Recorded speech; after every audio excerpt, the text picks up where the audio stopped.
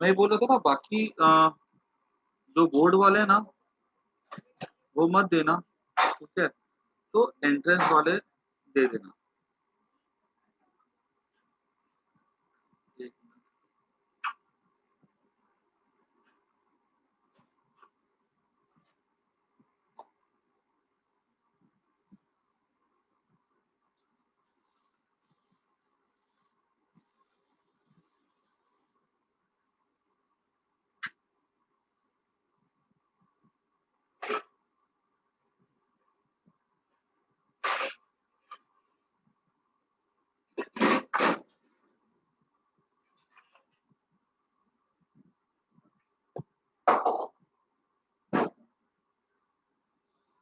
तो last class में हम लोग सीख रहे थे कि यूनिट वेक्टर्स क्या होता है। तो मैंने बताया था कि यूनिट वेक्टर वो होता है जिसकी वैल्यू 1 होती है और उसका पर्पस होता है डायरेक्शन दिखाना।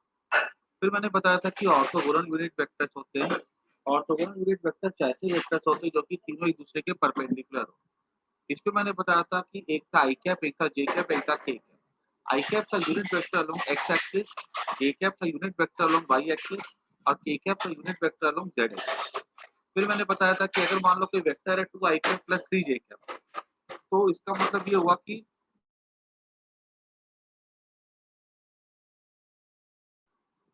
फिर मैंने बोला था कि जैसे कोई वेक्टर अगर 2 I cap plus 3 J cap, तो 2 I cap plus 3 J cap का मतलब ये होता है कि यूनिट वेक्टर कि हम 2 आई कैप मतलब हम 2 यूनिट चलते हैं एक्स एक्सिस पे, फिर हम चलते 3 unit on the Y axis.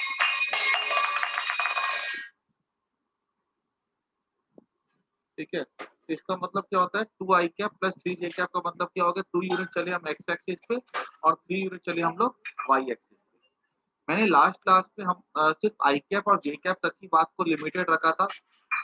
फिर मैंने बताया था कि अगर मान लो कोई वेक्टर है A X I cap plus A Y J cap, तो इस वेक्टर का मैग्नीट्यूड हो जाता है root over A X square plus A Y square और इसका एंगल हो जाता है tan theta equal to A Y by A X. ये इसका एंगल निकालने का तरीका था। लास्ट क्लास पे इतना मैंने करवा करके खत्म कर दिया था।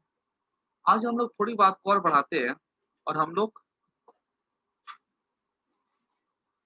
का थोड़ा आगे और कंटिन्यू करते हैं। और ना मैं एक ना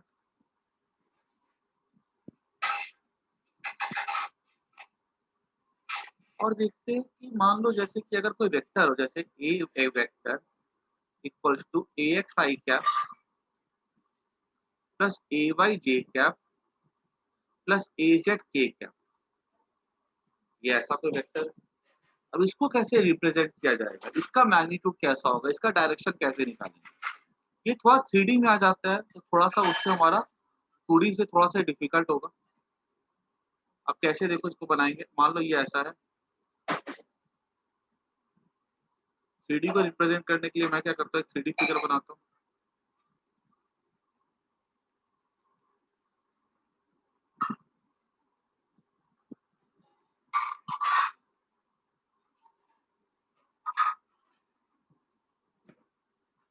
ये मैंने ऐसे ड्रॉ कर दिया।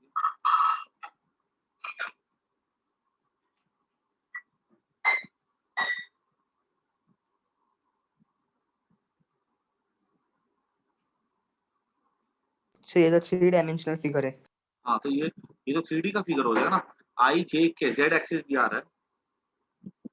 तो फिर अब यहाँ पर देखो, मैं क्या करता हूँ कि मान लो कि तीन एक्सिस है हमारे पास। कौन सी एक्सिस है,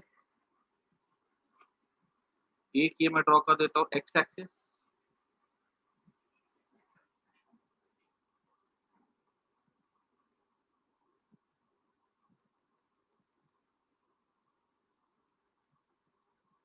ये मेरा एक्स एक्सिस है।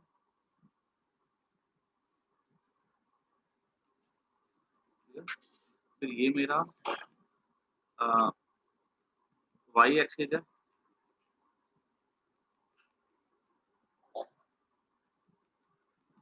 ठीक है? और ये मेरा जेड एक्सिस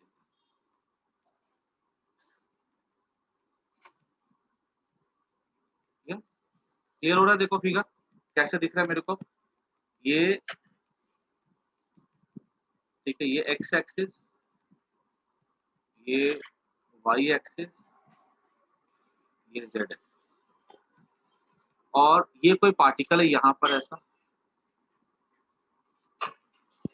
ठीक है, अब मान लो यहाँ पे कोई इंसेक्ट, अगर उसको यहाँ पर पहुंचना है तो उसको कैसे चलना पड़ेगा। देखो ये जो पॉइंट है 3D में, वो कैसे चलेगा, वो पहले चलेगा एक्स पे, यहाँ चला वो, ठीक है, वो पहले एक्स पे गया, यहाँ से यहाँ तक आया, फिर वो क्या करेगा, वाई पे चलेगा, वाई से वो ऐसे चला, वो ऐसे चला वाई, ठीक है, और फिर वो देखो वो पैरेलल चलेगा जेड के भी। देखो उसको यहाँ पहुंचना था तो पहले वो यहाँ से यहाँ चला, फिर वो एक्स पे चला, फिर वो वाई पे चला, और अब देखो वो ये जेड के पैरेलल चल रहा है।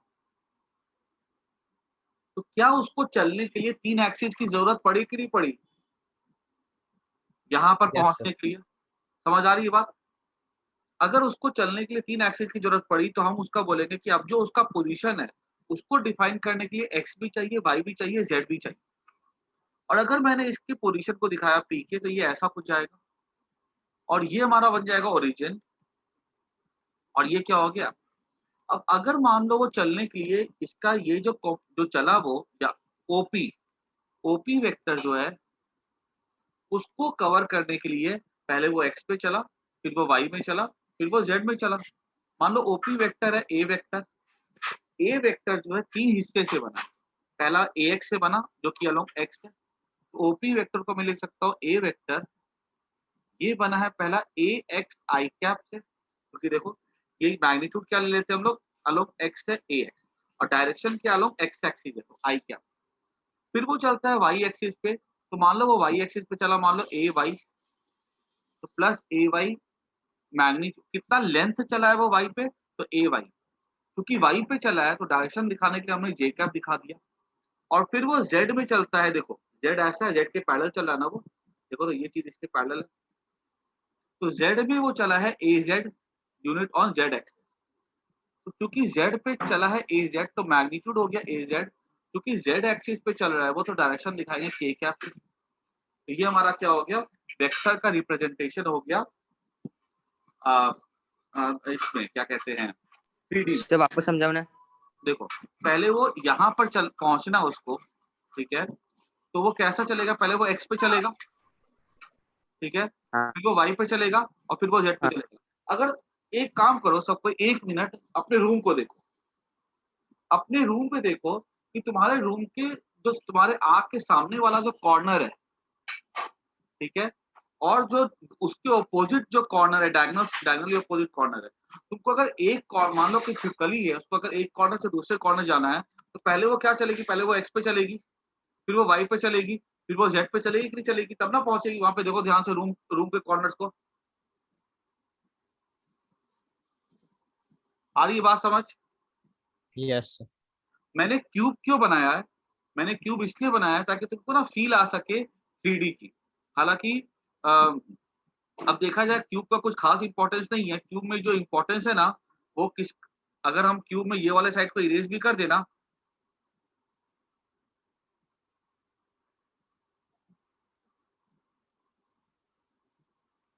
सर मतलब ओपी को ए वेक्टर कंसीडर किए। हाँ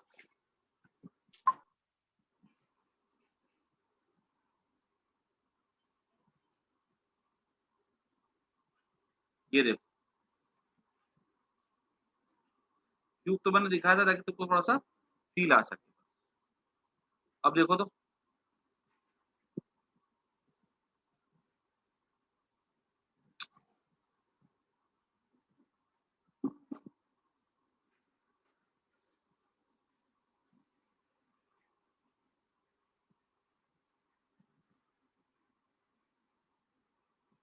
सर आपने पीछे क्यों लिया?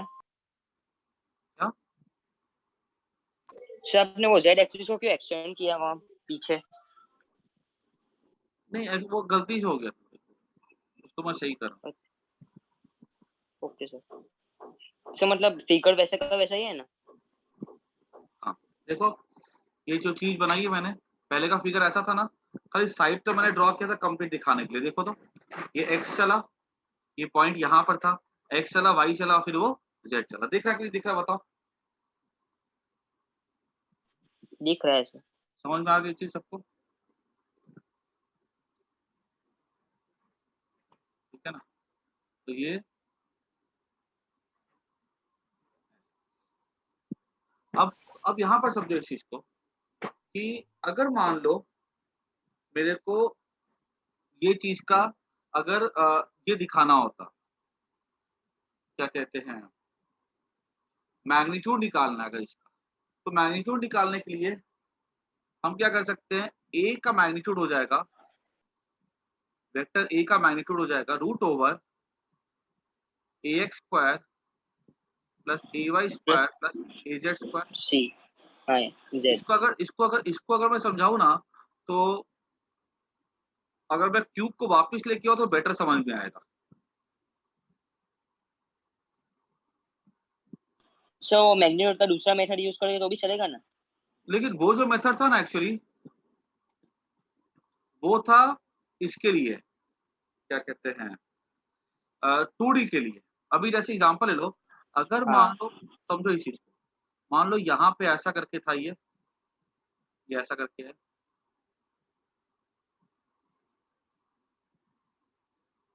और मैं इस पॉइंट पे आता हूँ, अगर मैंने फिगर कैसे, एक बार देखो ये कैसे आया था, देखो ये ऐसा क्यूब था, समझो कि वो मैग्नीट्यूड ऐसा ही क्यों आता, उसको समझो ध्यान से।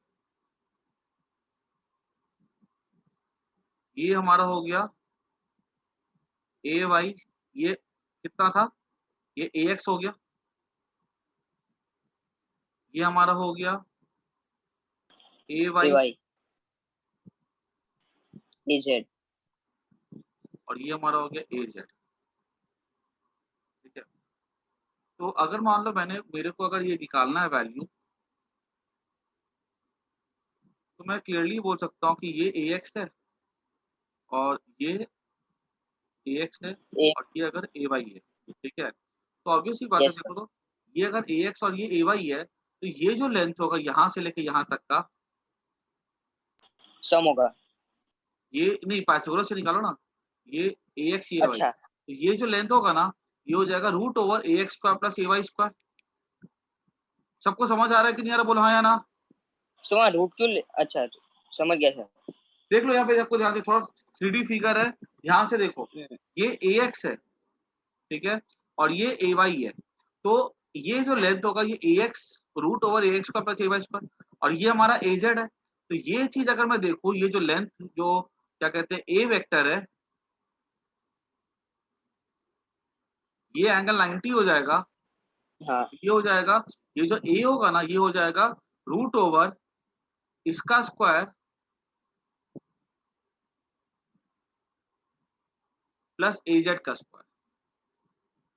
ये हो गया magnitude of the vector A. समझ आया कि नहीं आया सबको, बोलो हाँ या ना? सर। तो पाइथागोरस वाला वो यस सर। खाली 3D में हमने बस पाइथागोरस अप्लाई किया है और हमारा आंसर आ गया। सर तो हम डायरेक्ट नहीं कर सकते सर सम? नहीं मतलब नहीं हाँ सब सम कैसे ऐसे हो कर। जाएगा, बनाना ना। नहीं सर मतलब जैसे कि वेक्टर इक्वल्स टू रूट जो जो मतलब दिए गए हो सर, नहीं तो नहीं, वो देखो डायरेक्ट नहीं। मैं बता रहा हूँ कैसे, यहाँ पे देख लो, अगर हाँ अगर यहाँ से देखो ना, ये ए एक्स है, ठीक है, फिर वो यस ए वाई चला, फिर वो ए जेड चला, तो ए का मैग्नीट्यूड क्या हो जाएगा देखो। तो मैंने अगर यहाँ से पहले इसको देखा ध्यान से, अगर अगर मैंने पहले इसको देखा, मान लो ऐसा,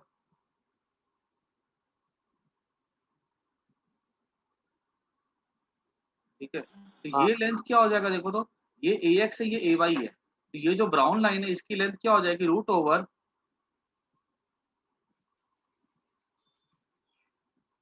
ये हो हाँ जाएगा। पाइथागोरस। अब मुझे निकालना है ओपी, निकालना है ना, ओपी का देखो ये एंगल तो 90 होगा, ये सर 90 होगा। है ना, ये एंगल तो 90 होगा, ठीक है, क्योंकि हम जब चलेंगे तो हम पहले एक्स पे चलते हैं, फिर वाई पे चलते हैं, फिर हम जैसे मान लो हमको टॉप पे पहुंचा तो हम पहले एक्स पे चले, ठीक है, तो फिर हम उसके बाद वाई पे चले, ठीक है, उसके बाद फिर हम ऊपर उड़ गए ना परपेंडिकुलरली, जैसे यहाँ से बाहर सीधे ऊपर उड़ जाते हैं, तो परपेंडिकुलर हो गया, तो ये ए जेड हो गया, तो इसको निकाल लोगे लेंथ को, पाइथागोरस से निकाल के देखो रूट ओवर इसका स्क्वायर प्लस इसका स्क्वायर, ये हो जाएगा root over A square plus A Y square plus A Z square. बात सबको समझ में आई कि नहीं आई, बोलो हाँ या ना।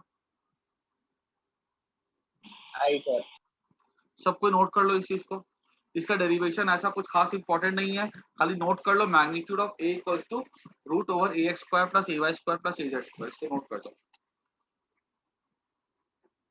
सर जनरल फॉर्म है ना, मतलब हाँ, वैल्यू होगी जो वो सिर्फ पुट कर देनी है, बस ऐसे खाली आए वैल्यू तो पुट होंगे कर रूट्स। देनी। बाकी ओके जैसे सर। 2 था तो खाली root over A X square plus A Y square था, यहाँ 3 हो गया है तो ये हो गया root over A X square plus A Y square plus A Z square हो गया।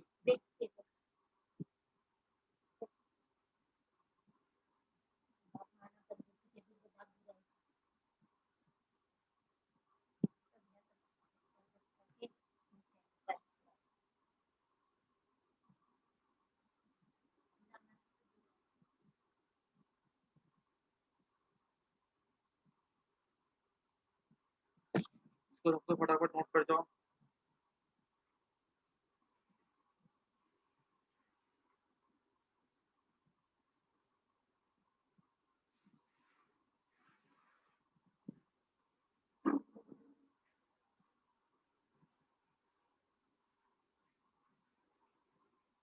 अब डायरेक्शन की अगर बात की जाए तो जैसे मान लो हम बोलते थे कि अगर सिंगल वेक्टर था तो हम लिखते थे ए कॉस थीटा क्या था,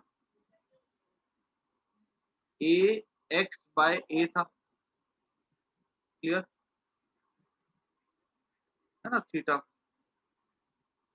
यहाँ पर भी अगर हम एंगल देखिए ना विद एक्स एक्सिस, तो एक्स एक्सिस के साथ एंगल हो जाएगा cos theta equals to A X by A. अगर हम एंगल देखते हैं वाई एक्सिस के साथ, ठीक है, तो वो हो जाएगा, या यही तक छोड़ दो, ठीक है, वो क्या फिर काफी 3D में चला जाएगा और वो फिर करने में क्या सामने होते हैं ना तो जल्दी समझ में आ जाएगा, बाकी ऑनलाइन वो चीज समझाना थोड़ा मुश्किल है। तो अभी मैं क्लास के लिए बुलाऊंगा ना डाउट, ठीक है, तो मैं वहां पे समझा दूंगा डायरेक्शन निकाल, अभी बस खाली इतना याद कर, ठीक है ना। सर क्लास कब चालू होने वाली है? आपने कहा था क्लास हो जाएगी। मैं क्या कहते हैं डाउट्स के लिए बुलाना स्टार्ट कर दूंगा और फिर धीरे धीरे क्लासेस भी स्टार्ट कर दूंगा, जैसा माहौल होगा उसके हिसाब से मैं चालू कर दूंगा, ठीक है। सर वो थर्ड वेव चालू हो गई? अभी कहाँ हुई यार, शुभ शुभ बोलो। नहीं सर, वो कह रहे तो इसलिए। वही तो बोल रहा हूँ, अभी कुछ पक्का नहीं है कि क्लासेस का क्या सीन है। देखो अलाउंस तो मिल गया खुलने का, परमिशन मिल गई है, लेकिन लास्ट ईयर भी ऐसा हुआ था कि फेब में तो सबको हम लोग को लगा सब कुछ ठीक हो जाएगा, लेकिन मार्च में देखो फिर क्या हाल हो गया। हाँ सर, वो अभी डेल्टा वेरिएंट करके एक नई वेव आई है। तो फिर देखो अभी अभी कुछ कह नहीं सकते कि एग्जैक्टली क्या होने वाला नहीं होने वाला, सब कुछ अनसर्टन है अभी actually। सर वापस से सब बंद हो रहा है, जिम और वो सब वापस बंद हो रहे हैं। वापस बंद हो रहा है। हाँ सर। हाँ फिर देखो अगर सही बताओ ना, अगर ऐसी कोई प्रॉब्लम आती है तो सबसे ज्यादा सॉफ्ट टारगेट जो होते हैं वो स्कूल्स और कोचिंग ही होते हैं। तो 11th का तो देखो मुझे लगता है ना कि चांसेस कम ही है कि सब कुछ फुल फ्लेज स्कूल खुलेंगे। हाँ 12th का हो सकता है, 10th का हो सकता है, और 12th का ज्यादा चांस होता है क्योंकि 12th में क्या प्रैक्टिकल एग्जाम्स होते हैं, तो उनको क्या स्कूल बुलाया जाएगा प्रैक्टिकल्स के लिए। लेकिन 11th का मेरे को लगता है ना चांसेस थोड़ा कम ही है, अभी शायद से खोल दे उसके बाद सिचुएशन देख के हो सकता है वापस से बंद कर दिया जाए। लेकिन फिर भी देखो तुम लोग क्या करो, तुम लोग जब घर पे पढ़ते हो ना तो कोई भी तुम लोग को डाउट्स हो कुछ भी हो तो मेरे को मैसेज कर दो कि सर यहाँ पे हम लोग को डाउट्स है, तो मैं तुम लोग को ना बुला लूंगा ऑफलाइन में, 3 4 5 बच्चों को मैं ऐसे करके मैं ग्रुप पे बुला लूंगा, ठीक है, तो फिर आप सर लोग को दिक्कत भी नहीं होगी और तुम लोग को भी कोई प्रॉब्लम नहीं होगी। सर अभी तो सर सेल्फ स्टडी का बहुत कम टाइम मिलता है सर, वो स्कूल में सबमिशन मांगने चालू कर दिए सर, बुक अच्छा सबमिट करने जाना है। अच्छा, तो ठीक है एक बार स्कूल में सबमिशन कर दो, उसके बाद जैसे भी घर पे तुम्हें कोई डाउट्स हो कोई भी परेशानी हो, ठीक है, तो मेरे को मैसेज कर दो, मैं एक टाइम स्लॉट सुबह का दे दूंगा। अगर देखो अगर स्कूल तो चालू होंगे नहीं, स्कूल अगर ऑनलाइन होती है तो तुम लोग चाहो तो अपने क्या कहते हैं ऑनलाइन क्लास तो अपने आके वहां से भी अटेंड कर सकते हो, या अगर मान लो स्किप करनी है तो स्किप भी कर सकते हो, तो आकर के तुम अपने सुबह में आके डाउट्स क्लियर करवा सकते हो।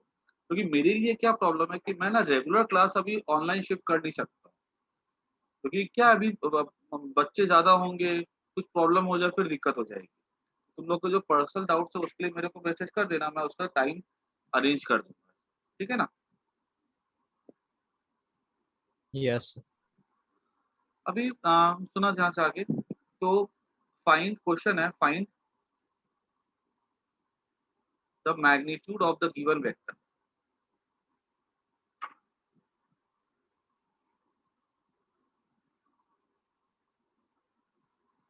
इसका जल्दी से मैग्नीट्यूड निकालो। Root yes I sir. Cap plus J cap plus K cap. Simple सा क्वेश्चन है, सबको दो आंसर।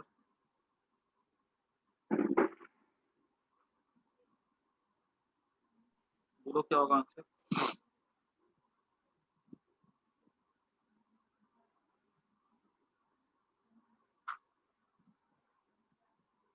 आंसर बोलूं? बोलो। Sir vector A equals to root whole root, मतलब सब में whole root A I cap plus A J cap खाली प्लस मैग्नीट्यूड बोलना है ए इसका, के। मैग्नीट्यूड। अच्छा मैग्नीट्यूड। सर एक मिनट। रूट ओवर 1 का स्क्वायर। सर मतलब कुछ नहीं दिया हो तो सर हमें 1 लेना पड़ेगा? हाँ, कुछ इसके पहले कुछ ही तो 1 ही लेंगे ना। अच्छा सर, वो पता नहीं था। चलो कोई बात नहीं। अभी देखो, अब वो डेरिवेशन कुछ खास काम का नहीं है।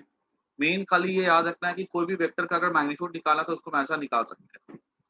सेकंड क्वेश्चन लिखो, find a unit vector in direction of, सबको ट्राई करना क्वेश्चन।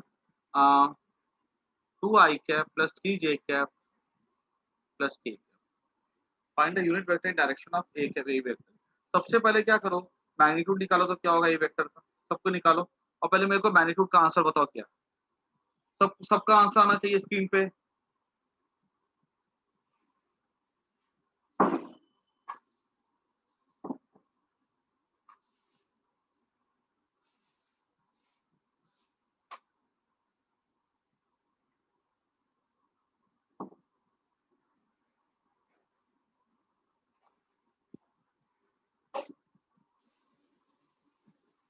ओके, सही है,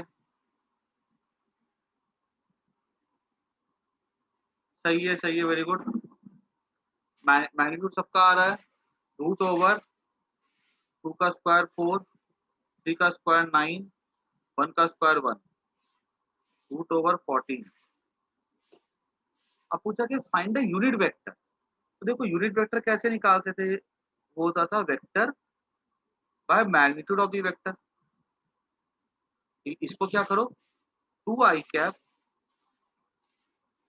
बाय रूट 14, सबको अपॉन रूट 14 कर देंगे, तो 3 बाय रूट 14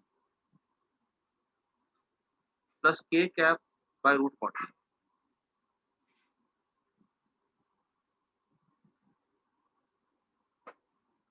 हाँ सही है, ठीक है। तो हमारा ये हो गया, ए कैप आ गया। तो देखो हमें कैसे यूनिट वेक्टर निकालना हमको आना चाहिए। तो उसके बाद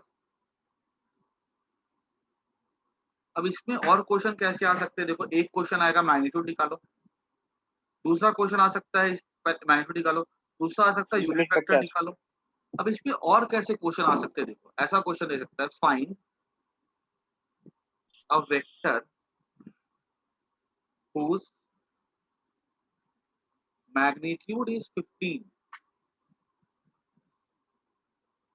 magnitude is 15 and has same direction as a vector। तो मैग्नीट्यूड 15 है, डायरेक्शन ए वेक्टर जैसा है, तो हम इसको ऐसा लिख सकते हैं। तो वेक्टर ए लिखेंगे, डायरेक्शन के लिए हम यूनिट वेक्टर देखते हैं, और मैग्नीट्यूड हमको दिया गया 15, तो ये जगह 15 15। ए कैप, ठीक है, वेक्टर इज 15 ए कैप। अभी ये 15 ए कैप हमको पता ही है, ए कैप क्या है, 2i कैप बाय रूट 14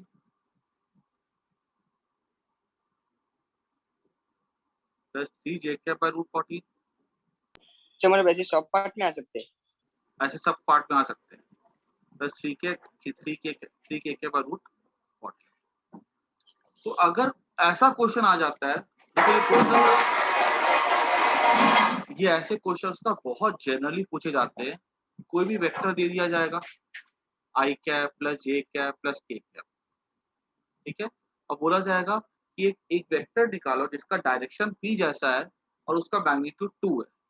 तो पहले क्या करोगे, पहला स्टेप होगा वेक्टर का मैग्नीट्यूड निकालो, दूसरा है p कैप निकालो,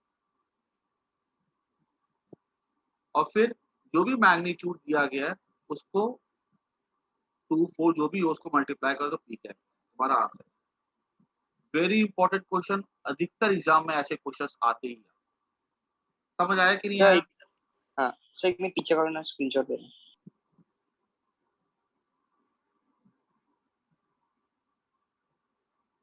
taken sir screen.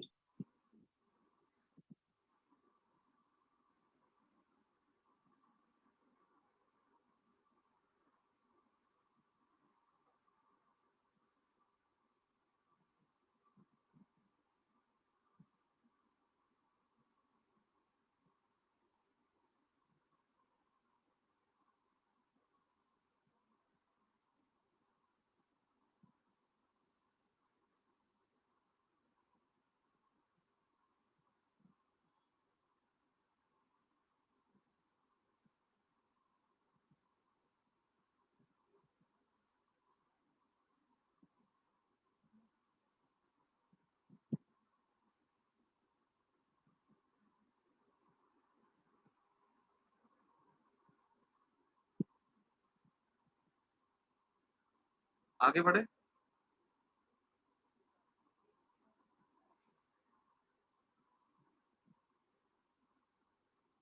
Yes sir.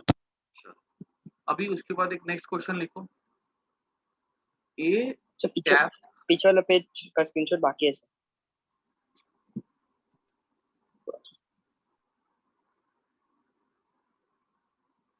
Taken sir. Next question है A cap equals to I cap 2 I cap plus J cap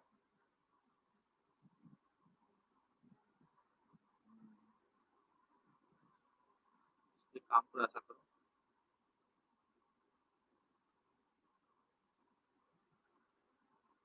plus सी के कैप, ठीक है, फाइंड सी। ये A cap equals to if find the value of C. क्या कर सकते हो, सोचो, दिमाग चलाओ, क्या होगा इसका आंसर, कैसे निकालेंगे? ए कैप की वैल्यू क्या होगी मेरे को बताओ तो। ए सर कैप वेक्टर की वैल्यू क्या होगी? Vector A upon magnitude of हाँ, तो ए। वैल्यू ए कैप की वैल्यू क्या होगी? 1 2 3 4 5 0 1 क्या होगा? अच्छा हाँ सर, एक की वैल्यू 1। ए कैप की वैल्यू 1 होगी, क्लियर? अच्छा, अगर हम इसका मैग्नीट्यूड निकाले अगर इस वेक्टर का, तो इसका मैग्नीट्यूड आएगा रूट ओवर, मैंने बताया था मैग्नीट्यूड निकाला 1/2 का स्क्वायर, ठीक है, ए एक्स स्क्वायर प्लस ये ए वाई स्क्वायर प्लस सी का स्क्वायर, ये हो जाएगा 1 के इक्वल, क्योंकि इसका मैग्नीट्यूड का स्क्वायर किसके इक्वल होगा? 1 के इक्वल होगा। तो मुझे निकालना सी है, तो दोनों तरफ स्क्वायर कर दो, तो 1/4 प्लस 1/9 प्लस सी का स्क्वायर इक्वल टू 1, तो सी का स्क्वायर हो जाएगा 1 माइनस 36 कर दो, 4 9 जा 36, 9 4 जा 36, जो हो जाएगा 36 माइनस 13 कितना हो जाएगा? 23/36, तो सी हो जाएगा। तो यहाँ पे क्या कहते हैं, सी की वैल्यू क्या हो जाएगी? Plus minus root over. देखो इस क्वेश्चन में कोई तुमको डेटा लगता हुआ नहीं नजर आ रहा है, लेकिन बहुत कुछ छिपी हुई है इस पे। पहली चीज क्या छिपी हुई है कि इसकी वैल्यू क्या है? 1 है, कैप से दिख रहा है। हम उसी कंसेप्ट को लेकर सी की वैल्यू को निकाल सकते हैं। आया कि नहीं आया समझ, बोलो आया ना? Yes sir. ठीक है ना? ओके।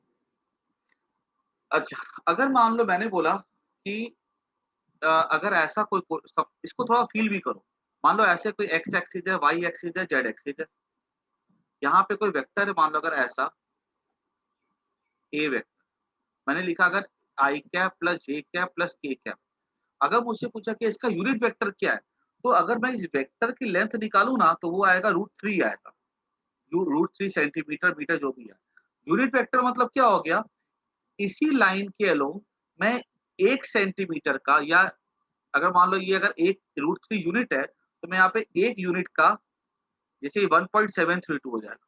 मैंने अगर 1 यूनिट का ऐसे एक वेक्टर ड्रॉ कर दिया, ए वेक्टर के डायरेक्शन में इसकी वैल्यू अगर 1 है, ये क्या हो जाता है, एक कैप हो जाता है। ए कैप का मतलब क्या हो गया, यूनिट वेक्टर, ठीक है, जिसका डायरेक्शन ए में ही है लेकिन उसकी वैल्यू क्या होगी, 1।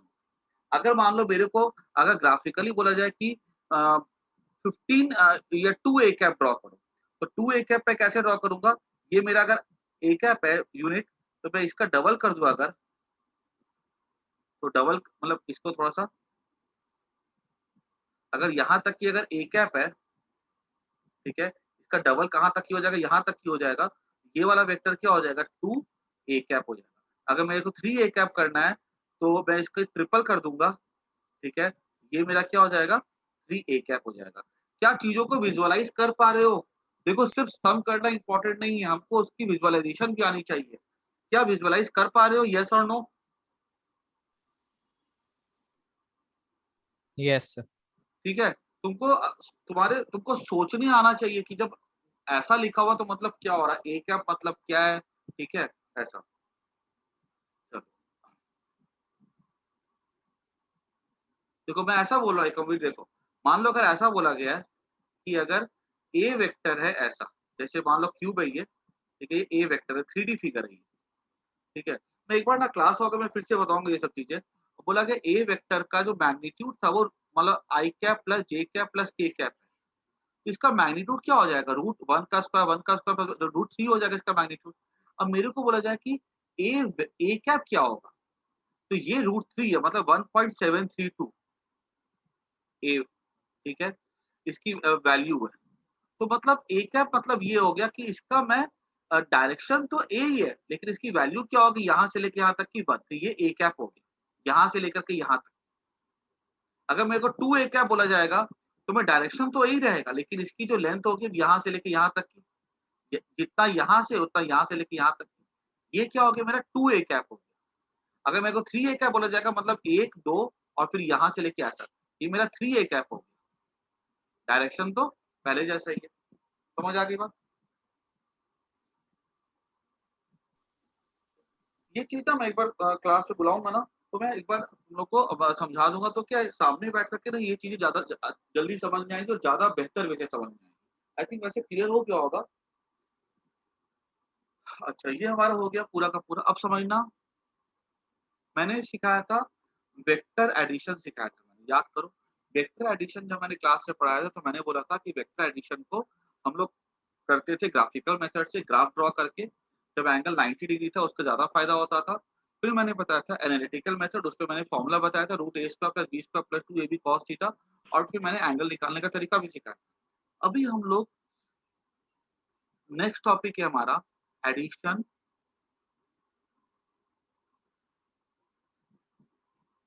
Using concept of unit vector, ठीक है। कैसे हम लोग ऐड कर सकते हैं यूनिट वेक्टर को के कंसेप्ट को फॉलो करके, और ये बहुत आसान होता है और बहुत जगह इसको यूज भी किया जाता है। मान लो कि ऐसे हमारे पास एक्स एक्सिस है, वाई एक्सिस है, ठीक है, हम हमें बोला गया है, सिंपल सा क्वेश्चन लेते हैं। एक वेक्टर हमें दिया गया ऐसा,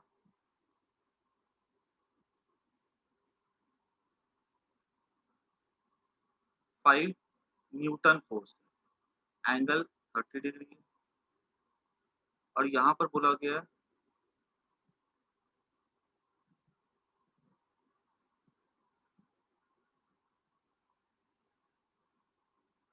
यहाँ पर ये एंगल है,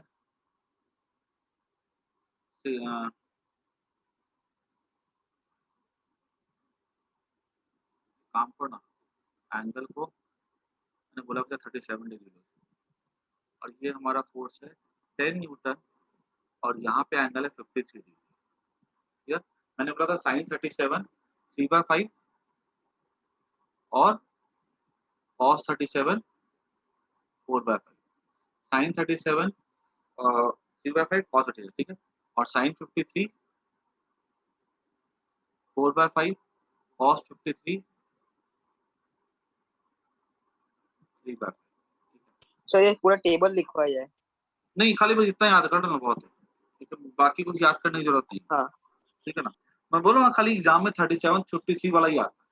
अब ये मत सोचना कि एग्जाम में वो लोग साइन 36 डिग्री दे देंगे, साइन 24 डिग्री दे देंगे, ऐसा नहीं होता। वो पूरी की पूरी किताब में 37 वाला 53 वाला कॉमनली मिलता है। और यहाँ से tan 37 कितना हो जाएगा, डिवाइड करके हो जाएगा 3/4 और tan 53 हो जाएगा डिवाइड करके 4/3। ये ना एक बार नोट कर जाना, ठीक है, ये एकदम याद कर जाना इस चीज को जो मैंने लिखा। अब हमारे पास ना 2 वेक्टर है, 5 न्यूटन है 10 न्यूटन है। हमें ना इसको ऐड करना है। और जब हम इस वेक्टर को ऐड करेंगे तो हमने जो तरीका सीख करके रखा है ऐड करने का, अगर हम थोड़ा ध्यान से देखें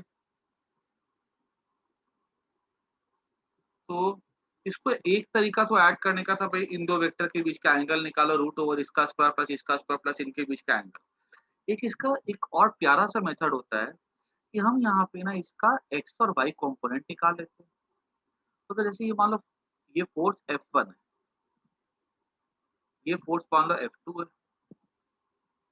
तो F1 का जो कंपोनेंट होगा अलोंग एक्स एक्सिस, या मान लो इसको P और Q नाम दें,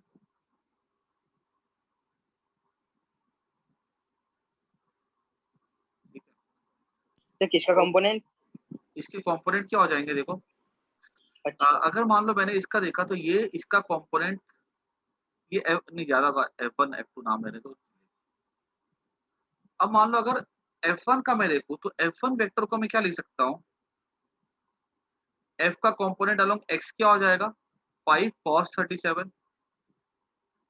मैंने हमेशा बोल करके रखा हुआ है कि आपसे रट जाने की ये चीज, जो भी वेक्टर है उसके जो सटे हुए साइड के साथ जो एंगल है, अगर एंगल का सटा हुआ साइड है तो कॉस लेना है 5 cos 37। और ये x है और y एक्सिस है तो ये x एक्सिस हो गया, ये y एक्सिस हो गया, ये x एक्सिस हो गया। तो यहाँ पे साइड ये कंपोनेंट क्या हो जाएगा sin 37 हो जाएगा, तो ये वाला हो जाएगा 5। और देखो इसका कंपोनेंट क्या हो जाएगा 5 cos 37 आई कैप, और ये वाला क्या हो जाएगा 5 sin 37 जे कैप। क्योंकि देखो इसका कंपोनेंट अगर मैं देखूं इधर तो ये x पे जाएगा, और अगर मैं इधर देखूं तो ये ऊपर की तरफ जाएगा, मतलब पॉजिटिव वाई एक्सिस है, तो जे कैप। तो ये हमारा हो जाएगा cos 37 हमारा होता है 4/5 तो 4 आई कैप, और sin 37 हमारा 3/5 होता है तो ये हो जाएगा 3 जे। ये हमारा F1 वेक्टर हो गया। कोई दिक्कत समझने में किसी को भी? नो। सबको क्लियर समझ में आ रहा है कि नहीं आ रहा है? Yes sir. चलो यस F2 सर। चलो बहुत बढ़िया। F2 का कंपोनेंट सबको खुद से लिखो, तो ट्राई करो, यस सर। सबको ट्राई करो।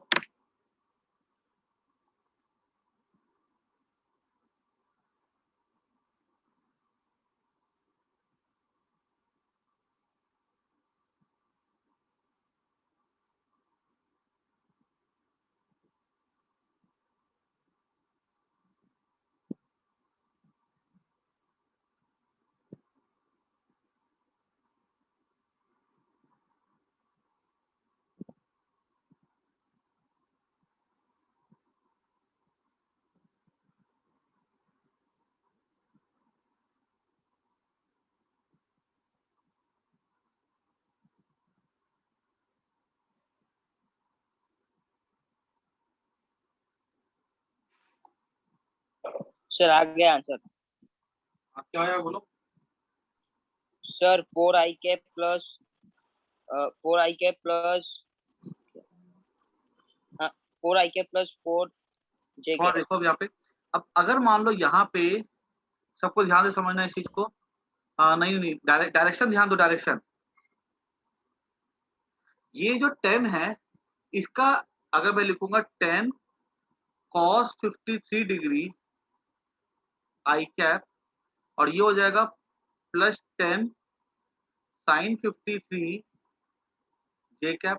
मुझे बताओ कि यहाँ पे जो साइन आएगा प्लस आएगा कि माइनस आएगा, सोचो ध्यान से। ये जो 10 न्यूटन का जो होगा डायरेक्शन किधर है, वो पॉजिटिव एक्स एक्सिस सर पे कि नेगेटिव एक्स एक्सिस की तरफ? नेगेटिव आएगा। नेगेटिव, तो माइनस साइन याद रखना है। फिर से सुनो ध्यान से, अगर पॉजिटिव एक्स एक्सिस होता है तो आई कैप होता है, और अगर डायरेक्शन नेगेटिव एक्स एक्सिस होता है तो माइनस जे कैप होता है, माइनस आई कैप होता है। ये cos 53 कितना है 3/5, तो -6 आई कैप प्लस tan 53 कितना हो जाएगा 6, एक मिनट, sin 53 कितना हो गया प्लस 8 जे कैप। इतना सबको समझ में आया कि नहीं आया, बोलो यस और नो। अब हमसे पूछा जाएगा कि रिजल्टेंट क्या है इन दो फोर्सेस का, तो बड़ा आसान है करना, कोई दिक्कत नहीं है। रिजल्टेंट मैं लिखूंगा F1 vector plus F2 vector, तो resultant this implies that F vector हो जाएगा what is F1 here 4 i cap -6 j cap. -2 I cap. दोनों दोनों i वाले को ऐड करो तो -2 j कैप, -2 i कैप, और 3 प्लस 8 कितना हो जाएगा 11 आई कैप j कैप। जे कैप। ठीक है? तो क्या करो, कभी भी अगर वेक्टर दिया जाए उनको जोड़ने का सिंपल सा तरीका ये होता है कि हर एक वेक्टर का आई कैप और जे कैप पे एक्सप्रेस कर दो, और फिर आई वाले को साइन के अकॉर्डिंग ऐड कर दो, जे वाले को साइन के अकॉर्डिंग ऐड कर दो। अगर मुझे को रिप्रेजेंट करने बोला जाए ये वेक्टर कैसा होगा, तो मतलब -2 आई कैप, मतलब वो इधर गया -2 I cap plus 11 J cap, मतलब इधर जाएगा वो। ठीक है, ये हमारा वेक्टर हो गया। ये हम अगर दिखाना चाहे तो -2 इधर गया, 11 इधर गया, and this is the resultant vector. समझ आया कि नहीं आया? सिंपल है कि नहीं है? Yes sir. ठीक है ना। ये पता यस सर। बच्चों को एक्चुअली बहुत टफ लगता है, मैं सही बताऊं। ये बच्चों के क्या खोपड़े में जल्दी जल्दी करके बैठता नहीं है, लेकिन हमको समझ में आना चाहिए कि कंपोनेंट क्या होता है। हमें याद होना चाहिए कि कंपोनेंट कैसे निकालते हैं, जिस साइड के साथ सटा हुआ हो उसके साथ हमेशा कॉस लेते हैं, और हम आई कैप जे कैप में एक्सप्रेस करने आना चाहिए, हम आसानी से कर सकते हैं इसको। ठीक है? और कितनी बार जो होता है ना स्कूल में, जब हमारे हमको जब आंसर एक्सप्रेस करना होगा रिजल्टेंट को, तो हम डायरेक्टली ऐसे कर सकते हैं। और अगर हमको बोल दे कि इसका मैग्नीट्यूड निकालो, तो कोई दिक्कत नहीं उसको भी निकालने में। रूट ओवर 2 का स्क्वायर 4, 11 का स्क्वायर 121, दैट इज रूट 125 हो जाएगा। और अगर डायरेक्शन बोल दे निकालने के लिए, डायरेक्शन अगर हमको बोला जाए निकालने के लिए 2i के साथ, देखो यहाँ पे आई कैप और जे कैप पे एंगल 90 होता है, ये भी 90 होगा, तो मैं क्या बोल सकता हूँ tan थीटा हो जाएगा यहाँ पे ये 11/2 हो गया। तो यहाँ से निकालना पड़ेगा फिर टेबल से हमको ट्रिग्नोमेट्री के कि कौन सा थीटा की हो। तो अगर हमको बोले कि फाइंड द रिजल्टेंट, यहाँ तक लिख के छोड़ दो। अगर क्वेश्चन में लिखा हो कि write down the magnitude and direction of the resultant, तो मैग्नीट्यूड के लिए हम क्या करते हैं रूट ओवर इसका स्क्वायर प्लस इसका स्क्वायर, और डायरेक्शन से हम कर सकते हैं। यूनिट वेक्टर हमारे लिए बहुत एक अच्छा टूल है जिससे हम चीजों को आसान कर सकते हैं। आगे और सवाल दो इस पे मैं। Yes sir.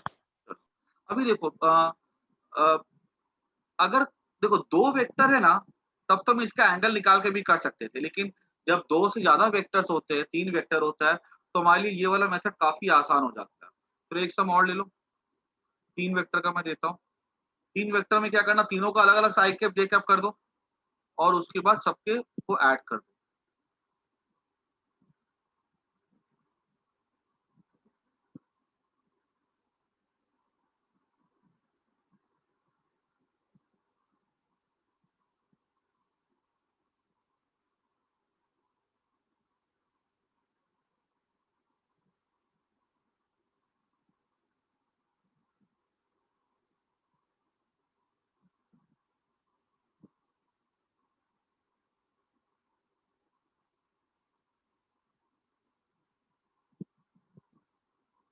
चलो, ये F1 वेक्टर है, F2 वेक्टर है, ये F3 वेक्टर है।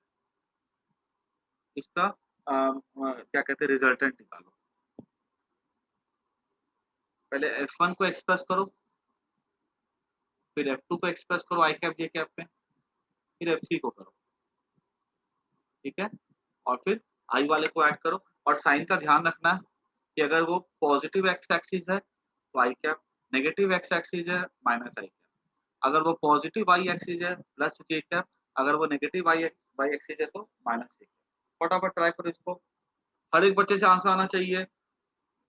मैं पूछूंगा भी, ठीक है, F1 F2 F3 की वैल्यू सबको निकाल लो, ओके सर। तो वो आंसर बताएगा। सर एक मिनट पीछे करो ना सर, वो पीछे के वैल्यू सर, वो वैल्यूज 37 और 53 के वो देख लें। ओके सर आप।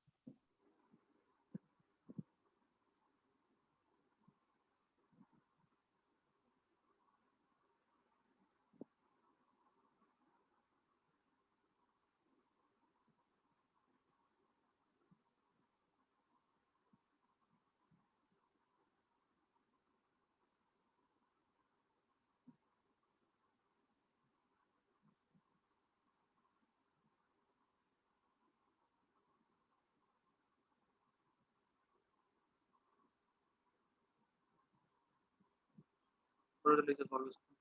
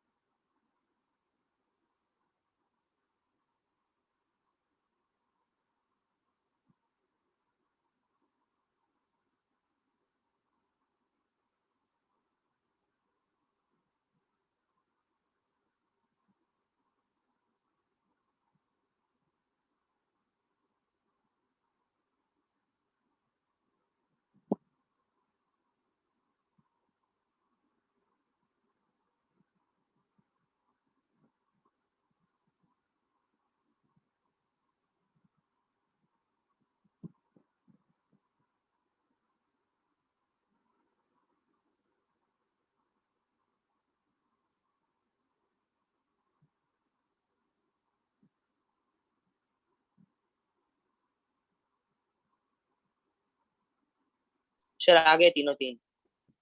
आगे, हाँ चलो एक मिनट अभी हाँ रुको। मनन बोलो तो F1 की वैल्यू क्या होगी?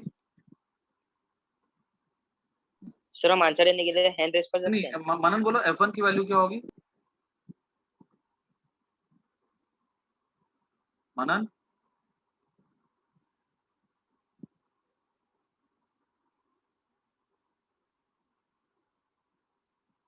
मनन,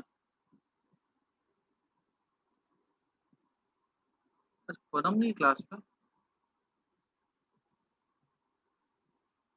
ओ, ओके,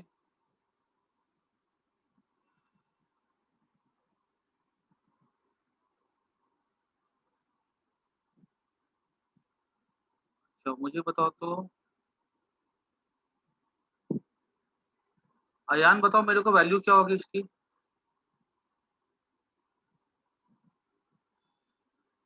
अच्छा, अब परम क्यों नहीं सेकेंड आई। बनाना? अयान बताओ क्या वैल्यू होगी F1 की?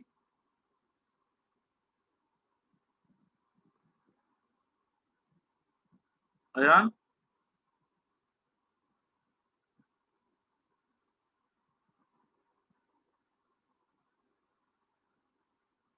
कहाँ हो तुम? वंशिका बोलो तो।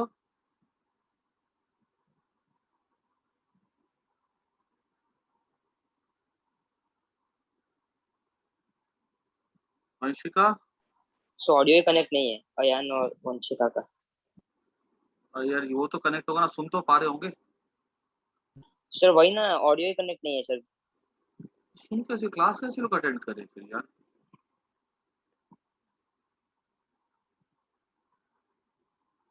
चलो फोन करता हूँ बराबर से उनके पास। सर मैं आंसर बोल दूं? नहीं नहीं, वो थोड़ा देखने दो यार, मेरे को बात करनी है। अक्षय बोलो तो कोई कर जाएगा फोन अभी। अक्षय सर अभी तक नहीं आ रहा, वर्क इन प्रोग्रेस। क्या हुआ सर वर्क इन प्रोग्रेस अभी तक नहीं हुआ मेरा। सर? चलो देखो आंसर, हाँ बोलो तो, अब जिसका आया है बोल सकते हो, कुछ जिसको बोलना बोलो। Okay sir. सर हाँ, बोलो। F1 का 4i cap plus 3j cap, F2 का 9i cap plus 12j cap और F3 का 8i cap plus 6j cap. चलो ठीक है, चलो मैं एक बार लिख भी देता हूँ इसको। 4i cap plus plus 3 3j cap. F2 का हो जाएगा 10, क्या बोले 9i cap plus 12j cap. 9 cap कैसे होगा? 10 cos 8 आई 37, कैप cos 37 अच्छा हमारा हो सर, जाएगा सर 8 आई 8 आई कैप कैप माइनस 8i 6 जे माइनस कैप 6 के cap minus 6 j cap, very good, सही है। अच्छा इसके बाद इसका क्या हो जाएगा? Minus 9 I cap plus 12 J cap. ठीक है, अभी बस सिंपल से ऐड कर दो, 8 प्लस 4 12, 12 माइनस 9 कितना हो जाएगा? 3j, 3i, और यहाँ पे हो जाएगा 12 माइनस 6 हो जाएगा, तो 15 माइनस 6 हो जाएगा 9j, सही है। अच्छा अब समझना, अभी मैं क्वेश्चन नहीं कर रहा हूँ, लेकिन मैं खाली तरीका बता रहा हूँ कि और कैसे इसमें क्वेश्चंस की वैरायटी वो लोग डाल सकते हैं। वो लोग ऐसा क्वेश्चन डाल सकते हैं कि ये F2 की वैल्यू देंगे नहीं वो, ठीक है, F2 की वैल्यू नहीं देंगे वो, और बोलेंगे कि बताओ, एंगल दे देंगे कि 37 डिग्री है, और बोलेंगे कि बताओ F2 का क्या F2 का जो मैग्नीट्यूड होगा वो क्या होना चाहिए ताकि इन तीनों वेक्टर का जो सम है वो 0 हो जाए। ठीक है, F2 का क्या सम होना चाहिए कि इन तीनों का सम क्या हो जाए, 0 हो जाए। तो सीधी सी बात है, अगर मान लो इसको हम पहले क्या करेंगे, पहले हम F1 लिख लेंगे, ठीक है, F1 का हम लिख सकते हैं, इसको जो भी लिखा था हमने पहले, क्या लिखा था इसका बोलो तो? 4 F1 क्या लिखा आई था हमने? कैप प्लस जे क्या प्लस क्या 3 जे कैप। कितना आई 4 क्या? आई कैप ठीक है, और F2 क्या हो जाएगा? एट F3 आई का क्या कैप लिखा था मैंने? Minus F3 9 I cap F3 12 plus minus 9 12 I J cap cap plus 12j cap. 12 J cap. 12 J cap, ठीक है, ये F2 हो गया। और F3 का मेरे को पता नहीं है कि F3 की वैल्यू क्या होनी चाहिए, F2 की वैल्यू एक मिनट, ये F2 है, ये F3 है, और मुझे ना F2 पता नहीं है। सर तीनों का सम दिया होगा ना? लेकिन यहाँ मान लो ये अगर एक्स आई कैप है, ये वाई जे कैप है, ठीक है, मुझे F2 पता नहीं है कि F2 की वैल्यू क्या होगी, ठीक है, कि और मुझे ना इसका एंगल भी शायद नहीं दिया जाए साहब, एंगल की जरूरत भी नहीं पड़े। ऐसा बोल दे कि ऐसा कोई वेक्टर है F2 जहाँ पे ड्रॉ करना है, जिसकी इन सच ए वे कि F1 F3 और F2 का जो सम है वो 0। क्लियर होगी बात? तो मैं क्या करूंगा, एक वेक्टर F2 ऐसा है जिसके बारे में मुझे पता नहीं है, लेकिन मुझे ये बोला गया है कि तीनों का सम क्या होगा, 0 होगा। मैं बोलूंगा कि अच्छा, अगर तीनों का सम 0 है तो 4 minus 9 plus X equal to 0 कर दो, तो एक्स क्या हो जाएगा? 5y। और अगर मैंने इसका सम 0 कर दिया तो 3 प्लस 12 15 प्लस वाई कितना हो जाएगा? 0। तो y क्या हो जाएगा मेरा? -15 जे। ठीक है, तो यानी कि वो वेक्टर कहाँ हो गया, वो x पे 5 चलेंगे और y में 15 चलेंगे। मतलब ये x में 5 यहाँ पे कहीं जाएगा और y में 15 काफी नीचे आ जाएगा। ये हमारा हो जाएगा F2 में। आई कि नहीं आई बात समझिए, बोलो हाँ या ना? बोलो क्लियर हुआ कि नहीं हुआ? Yes sir clear. Yes sir. तो ऐसे सवाल होंगे जहां बोला जाएगा कि बताओ इन तीनों का सम जो है जीरो है, और हमें कैसे भी हमें 4 वेक्टर दे सकते हैं वो, हमें कोई भी तरीके से पूछ सकते हैं वो, हमें हो सकता है वेक्टर में ऐसा दे दे वो, ये 10 न्यूटन है और ये एंगल हमको बोला गया 37 डिग्री, ये 4 न्यूटन है, ये एंगल है 53 डिग्री। घबराने की बात नहीं है, एंगल जो सटा हुआ साइड होता है वो हमेशा कॉस लेते हैं, तो यहाँ पे ये क्या हो जाएगा 10 cos 37, सटे हुए साइड का कॉस लेना है, ठीक है, एंगल के सटे हुए, और ये हमारा क्या हो जाएगा 10 sin 37 आई कैप, ये हमारा हो जाएगा जे कैप, ठीक है। यहाँ पे भी in the same way I cap J cap निकाल करके वेक्टर्स को ऐड कर सकते हैं। इसका अच्छे से नोट कर दो, ठीक है, सबको क्लियर होना चाहिए कंपोनेंट कैसे निकालते हैं, ठीक है, कंपोनेंट को आई कैप जे कैप पे एक्सप्रेस करने आना चाहिए। उसके बाद हमारे पास हमको पता होना चाहिए कि कैसे हम उसको ऐड कर सकते हैं। ये वाला मेथड में 4 वेक्टर सर हो सकते हैं। हाँ बोलो। सर मतलब कम से कम दो, चलो ऐसे मतलब 3 इक्वेशन बन सकती है सर हमारी, अगर ज्यादा वैल्यू मतलब F1 F2 F3 F4 ये हो तो। हाँ बन सकती है, तो फिर ऐसा क्वेश्चन, फिर जितने वैल्यूज बनेंगे ना फिर वैसे इक्वेशन दिए जाएंगे। लेकिन अगर बोला गया कि कोई वेक्टर का सम जीरो है, ठीक है, तीनों वेक्टर का मतलब उसका आई वाला पूरा का पूरा पार्ट जीरो होगा और जे वाले के साथ जो पूरा का पूरा पार्ट होगा वो भी जीरो ही होगा, ऐसा, ठीक है। अब हमसे यहाँ पे पता है, यहाँ पे जैसे हमने निकाला, हमसे डायरेक्शन ही पूछा जा सकता है, डायरेक्शन क्या, ये थीटा हो जाएगा, तो tan थीटा क्या हो जाएगा यहाँ पे देखो तो x/y that is 5/15, minus sign को एक बार इग्नोर मार दो 1/3, तो माइनस साइन क्या दिखाता है कि ये जो वेक्टर जो एंगल है ना ये किस पे लाई कर रहा है, फोर्थ क्वाड्रेंट पे लाई कर रहा है। आई बात समझ में?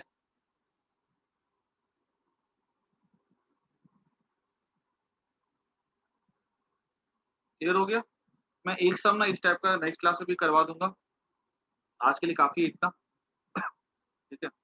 मैं अभी क्लास एंड कर रहा हूँ, और जो भी मैंने देखो 6 डीपीपी मैंने टोटल भेजी है वो सारे के सारे कर जाओ अच्छे से, ठीक है। और सर अभी स्कूल में सबमिशन चल रहा है सर, तो मैं सर थोड़ा लेट भेजूं, चलेगा एक आध दिन? चलो ठीक है, संडे तक कर देना, ठीक है। सर एग्जाम में क्वेश्चन किस टाइप के आएंगे? क्या चीज? किस टाइप के आएंगे एग्जाम में क्वेश्चन? ऑब्जेक्टिव्स होंगे, क्या कहते हैं, मैंने देखो जो क्वेश्चंस करवाए थे ना यहाँ पर, जैसे कि एनसीईआरटी के क्वेश्चंस मैंने करवाए हैं कि एक बॉल गिरती है, एक distance travel in n second, उस टाइप के सारे क्वेश्चंस होंगे। फिर मैंने काफी सारे थ्योरेटिकल क्वेश्चंस भी करवाए थे एनसीईआरटी के, वो सब क्वेश्चंस देखो भले एनसीईआरटी के हैं लेकिन वो सब क्वेश्चंस एंट्रेंस वाले सारे के सारे, ठीक है, तो वो सब अच्छे से कर जाना, ठीक है। और मैं देखता हूँ, मैं एक दो पेपर ना भेज भी देता हूँ ताकि क्या थोड़ी प्रैक्टिस हो जाए घर पे। मैं या तो क्या कहते हैं ऑनलाइन पेपर, अच्छा तुम लोग में कोई दिक्कत तो नहीं ना अगर मैं पेपर तुम लोग का 9 बजे 9:30 बजे का सेट कर दूँ तो ऑनलाइन?